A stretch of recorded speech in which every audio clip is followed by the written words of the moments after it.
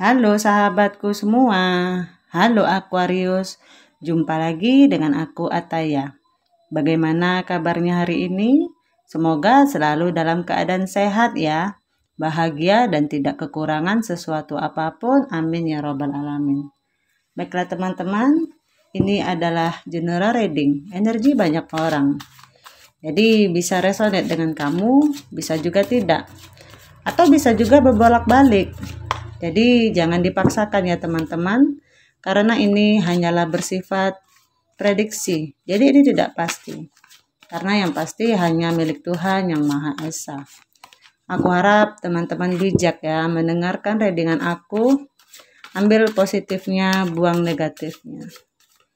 Jadi apapun itu harapan kamu semoga dikabulkan oleh Tuhan yang Maha Esa. Amin ya robbal alamin. Jangan lupa untuk support channel YouTube aku ya dengan cara like, comment, dan subscribe. Agar tidak ketinggalan video selanjutnya, nyalakan tombol notifnya. Aku ucapkan terima kasih kepada teman-teman yang sudah dukung channel aku. Semoga Tuhan balas kebaikan kalian. Amin ya robbal alamin. Baiklah Aquarius, tema kita hari ini adalah tentang karma. Karma dia yang pernah menyakiti hati kamu. Kita lihat kartunya Aquarius di sini ya.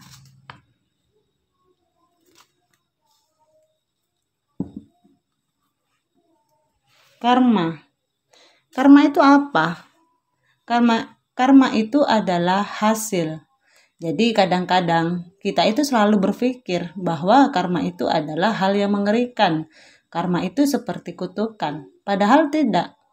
Karma itu adalah hasil dari perbuatan kita.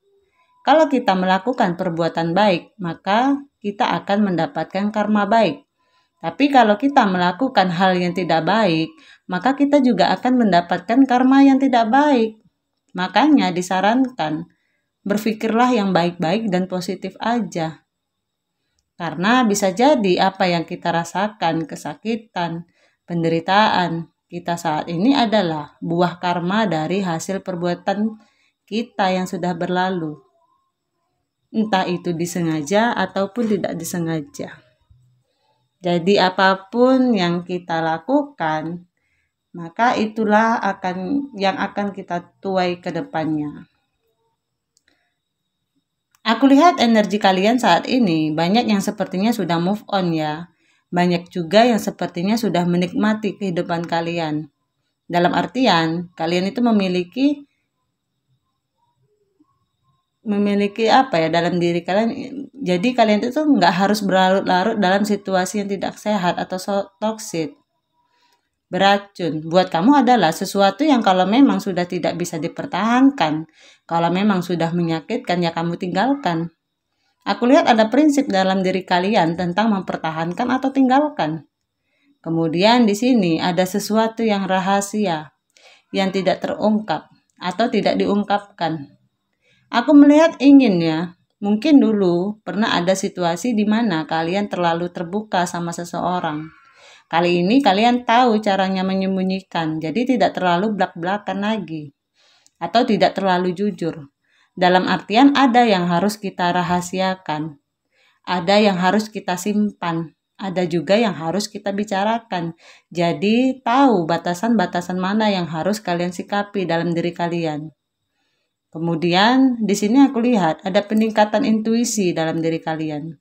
Banyak yang mulai banyak berdoa atau melakukan hal-hal spiritual versinya kalian masing-masing. Mungkin ada yang sudah mulai banyak zikiran, yang lebih ke arah yang positif lah ya aku lihat. Kemudian kalian tuh tahu caranya membuang sesuatu yang tidak penting. Kalau memang tidak berguna, tidak bermanfaat, ya dibuang aja. Tidak penting gitu. Aku melihat banyak yang mendapatkan pengetahuan saat ini. Mungkin setelah terjadi permasalahan, setelah terjadi lika-liku dalam hidup kalian, akhirnya kalian itu mendapatkan pencerahan, mendapatkan lampu yang terang, sehingga kalian memiliki pengalaman yang lebih daripada biasanya. Pengalaman dalam artian kamu tahu cara mensiasati. Kalian tahu cara menangani permasalahan hati yang kadang-kadang suka kacau balau. Energi seseorang yang kamu fokuskan di sini, yang kamu penasarankan tentang karmanya di sini, aku melihat ada energi mungkin beberapa di antara kalian ada yang LDR, ada jarak jauh, ada energi memang tentang yang sudah berpisah. Banyak di antara kalian yang sudah berpisah atau ditinggalkan. Seseorang mengghosting kalian, pergi entah kemana. Dan di sini energi dia saat ini mungkin sedang dalam proses. Ada beberapa di antara mereka yang prosesnya itu menanti, menunggu. Ada energi penantian. Ada energi masih berharap terhadap dia. Ada penyesalan, tapi tidak bisa berbuat banyak, pasif.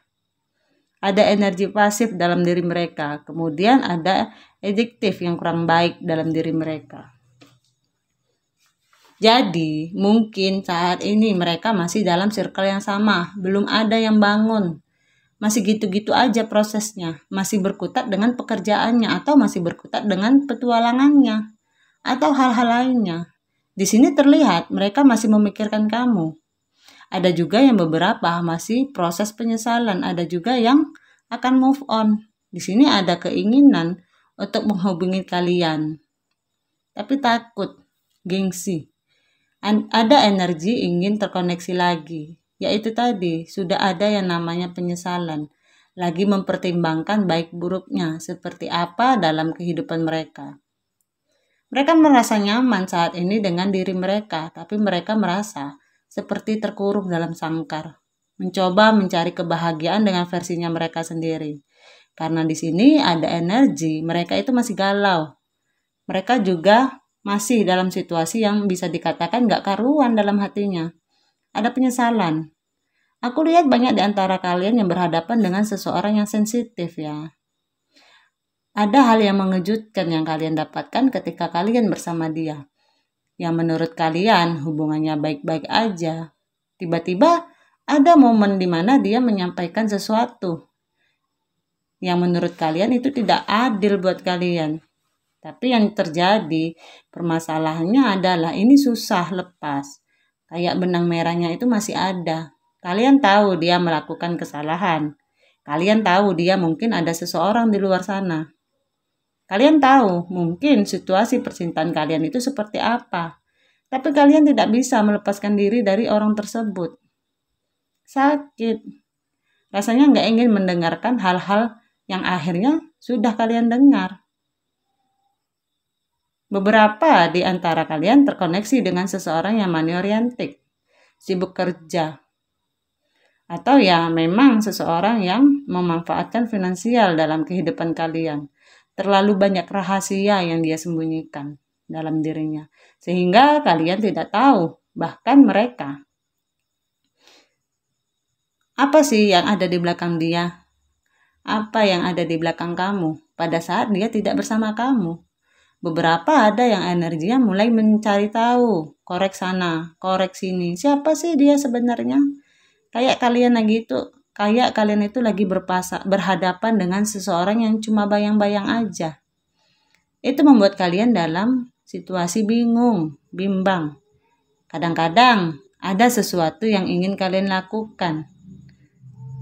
Kalian tidak tahu harus seperti apa, mau mulai dari mana untuk mencari sebuah pembuktian. Yang akhirnya kepergok. Tapi ada beberapa yang dia informasikan ternyata aku tuh begini, ternyata aku tuh begitu. Ada hubungan yang tidak ada kejelasan atau hubungan yang menggantung. Tidak ada pergerakan. Itu membuat kamu sesak nafas, membuat kamu kadang-kadang memang ingin pergi. Membuat kamu ingin lepas dari situasi ini. Tapi kayaknya kamu terjerat. Gimana coba tenggelam tanpa bisa napas. Sementara di bawah banyak pedang, banyak duri, itu membuat kamu sakit. Tapi kamu bertahan. Kamu mencoba bertahan dalam situasi ini. Karena kamu memiliki sebuah harapan pada saat itu. Bahwa mungkin saja dia akan berubah pikiran. Mungkin aja dia akan berubah sikapnya. Jadi kamu tahan dalam penderitaan itu. Dalam kedinginan itu. Karena memang ada sesuatu yang tidak bisa lepas dari dia. Dalam situasi apapun saat itu, kamu nyaman-nyaman aja sampai pada akhirnya ketika kamu di ghosting, baru mata kamu terbuka. Ada juga ya yang nggak di ghosting, ditinggal gitu aja, nggak diblokir, nggak diapa-apain, tapi ya intip-intip status mungkin masih sama-sama jaga gengsi, atau memang kamu chatting dia nggak dibales, cuma dibaca doang. Di sini kamu berhadapan dengan seseorang yang memang tidak jelas statusnya. Seseorang yang egonya kuat, keras kepala, hanya memikirkan penampilan dia, hanya memikirkan diri dia, tanpa memikirkan diri kamu pada saat itu. Energi yang lelah sekali. Belum lagi tentang sebuah penantian. Ada kesakitan ketika kamu tahu dia bersama pasangannya. Beberapa memang aku lihat energinya masih dalam penantian. Karena kamu masih ingin membangun hubungan sama dia. Kamu ingin memperbaiki hubungan ini lebih baik lagi ke depannya. Energi kamu secara keseluruhan, posisi setia menanti, menunggu.